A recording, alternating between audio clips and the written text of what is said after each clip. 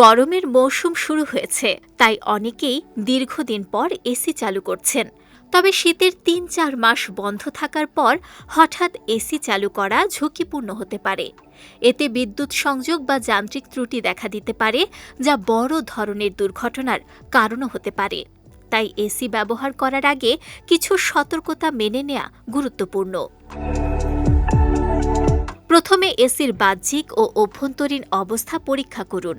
পাওয়ার কেবল, plug ও switch board ঠিক আছে কিনা খেয়াল করুন। আউটডোর ইউনিটের চারপাশ পরিষ্কার আছে কিনা তা দেখুন।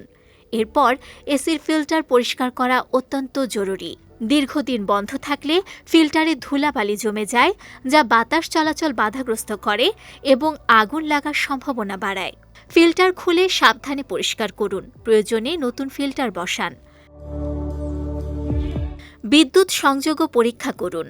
কোনো ক্ষতিগ্রস্ত তার বা ভাঙা কেবল আছে কিনা দেখুন। পুরনো সার্কিট ব্রেকার ঠিকমতো কাজ করছে কিনা নিশ্চিত করুন। এছাড়া এসির গ্যাস লিকেজের দিকে খেয়াল রাখুন। দীর্ঘদিন বন্ধ থাকার ফলে কুল্যান্ট বা রেফ্রিজারেন্ট লিক হতে পারে, যা বিস্ফোরণের ঝুঁকি বাড়ায়। গ্যাসের অস্বাভাবিক গন্ধ পাওয়া গেলে সঙ্গে সঙ্গে টেকনিশিয়ানের সাহায্য নিন। কম্প্রেসারও পরীক্ষা করা জরুরি। প্রথমবার চালানোর সময় অস্বাভাবিক শব্দ বা অতিরিক্ত গরম হলে এসি বন্ধ করে দিন। প্রথমবার চালু করার সময় কাছাকাছি না গিয়ে কিছুক্ষণ অপেক্ষা করুন।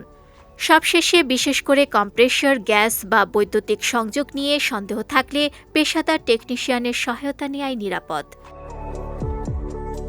এসব সতর্কতা মেনে চললে এসি নিরাপদে চালানো সম্ভব হয়, বিদ্যুৎ ও যান্ত্রিক সমস্যা কমে আসে এবং গরমের সময় আরও স্বস্তিতে থাকা যায়। বিজয় টিভি নিউজ ডেস্ক।